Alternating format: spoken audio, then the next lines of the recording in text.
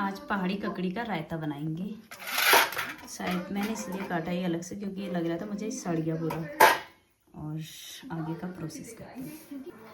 अब इसे निकाल के अलग कर दूंगी। वैसे इसके अभी बीज स्ट्रॉन्ग नहीं हुए हैं, नहीं हो गए स्ट्रॉन्ग तो ये बीज के काम आएंगे। इसको निकाल के वैसे खा भी सकते हैं, लेकिन ये ज़्यादा स्ट्रॉन्ग हो गया तो खाने का तो नहीं है, लेकिन हाँ इसका बीज बनाएंगे। तो इससे मैंने पूरा निकाल दिया ककड़ी। और इसके बाद हम आगे का प्रोसेस ये करेंगे कि इसमें दही मिलाएंगे और फिर पिसा हुआ नमक, हमारे वहाँ पहाड़ों में पिसा हुआ नमक मिलाते हैं।